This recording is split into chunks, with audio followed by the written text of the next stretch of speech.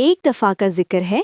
चीन के दूर दराज देहात में 5 चीनी भाई समुंदर के किनारे एक छोटे से झोंपड़ी में अपनी माँ के साथ रहते थे।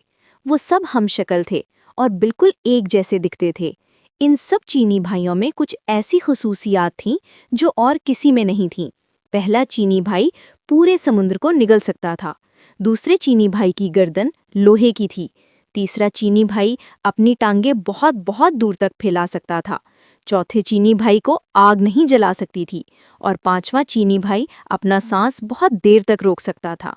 हर सुबह पहला चीनी भाई समुद्र पर मछलियां पकड़ने जाता था और शाम तक जितनी मछलियां पकड़ता था इनको बाजार में जाकर बड़ी अच्छी कीमत पर बेच देता था। एक दिन समुद्र पर जा रहा था तो पड़ोसियों का एक लड़का भी उसके साथ हो लिया। उसने बहुत मना किया लेकिन लड़का बाज नहीं आया। दोनों जब समंदर पर पहुंचे तो पहले चीनी भाई ने एक ही सांस में तमाम समंदर का पानी निगल लिया। समंदर खाली हो गया तो उसमें मौजूद तमाम चीजें वाज़े हो गईं। लातादाद मछलियों के अलावा समंदर बेशुमार कीमती खजानों से भरा पड़ा था। लड़का ये सब देखकर दीवाना हो गया और दौड़ा खजाना समेटने के लिए।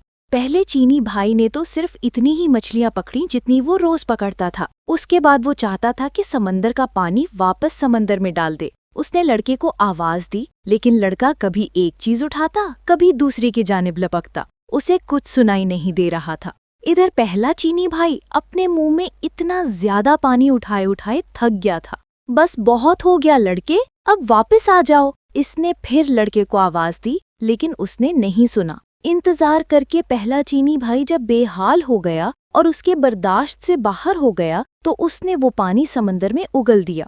उसके साथ वो लड़का भी पानी में गर्क हो गया। पहला चीनी भाई जब अकेला गांव वापस आया तो गांव वालों ने इससे लड़के के बारे में पूछा लेकिन वो कोई जवाब न दे सका। गांव वाले सब समझ गए कि उसने लड़के को मार दिया और उन्होंने अदलिया में जाकर उसकी शिकायत कर दी। सिपाही पहले चीनी भाई को पकड़कर अदालत में ले गए और लड़के के कत्ल के जुर्म में उसको सजाए मौत सुना दी गई। हजूर वाला, क्या मैं आखिरी बार अपनी माँ से मिलने जा सकता हूँ? पहले चीनी भाई ने जज से पूछा। हाँ, इतनी रियायत तुम्हें दी जा सकती है, जज ने कहा। पहला चीनी भाई खुशी खुशी अपने घर गया और अपनी माँ से मिला लेकिन वो वापस नहीं आया बल्कि उसकी जगह दूसरा चीनी भाई जेल पहुँच गया जिसकी लोहे की गर्दन थी। चौक पर तमाम गांव के लोग इकट्ठे हो चुके थे। जल्लाद हाथ में तलवार लिए मुजरिम की गर्दन उड़ा देने के लिए तैयार खड़ा था। सिपाही मुजरिम को पकड़कर लाए और उसकी गर्दन शिकंजे पर रख दी। जल्लाद आगे बढ़ा और पूरी कुव्वत से तलवार मुजरिम की गर्दन पर मारी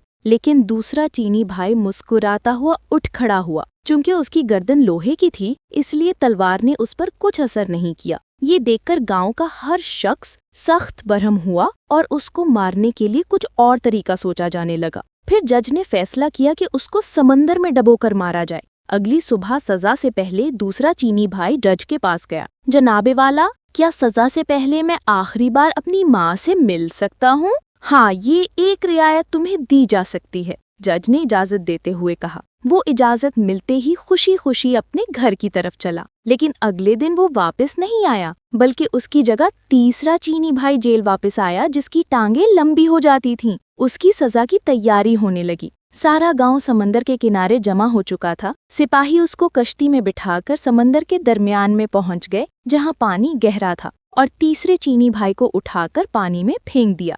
तीसरा चीनी भाई जब समंदर में गिरा तो उसकी टांगें लंबी होने लगी, लंबी लंबी और बहुत ज्यादा लंबी हो गईं कि समंदर की तह से जा लगी और वो डूबने से बच गया। उसका मुस्कुराता हुआ चेहरा देखकर सिपाही और तमाम गांव वाले आग बबूला हो गए।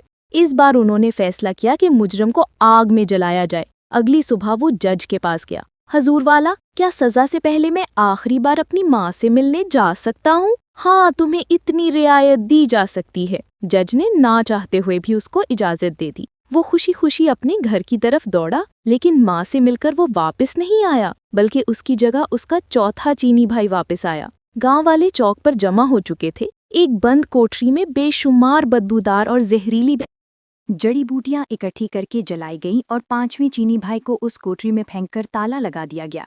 सारी रात तजस्सुस में गांव वाले कोठरी के बाहर बैठे रहे। सुबह को जब सिपाहियों ने उसकी लाश निकालने के लिए दरवाज़ा खोला तो 5वां चीनी भाई मुस्कुराता हुआ बाहर निकला, क्योंकि वो बहुत देर तक अपना सांस रोक सकता था, इसलिए बदबू से नहीं मरा। लोग ये देखकर हक्का बक्का रह गए। जज आगे बढ़ा और बोला, हमने तुम्हें हर मुमकिन तरीके से मारने की कोशिश की, लेकिन तुम हर बार बच गए। इसका मतलब है कि तुम बेगुनाह हो, लिहाजा तुम्हें इस जुर्म से बाइज्जत बरी किया जाता है। अब तुम आज़ाद हो। तमाम गांव वालों ने भी जज की इस बात से इत्तफाक किया और उसका पीछा छोड़ दिया। वो खुशी खुशी अपने घर की तरफ दौड़ा, जहां उसकी माँ और चारों चीनी भाई उसका इंतजार कर रहे थे। उनकी बाकी जिंदगी हंसी खुशी गुजरी।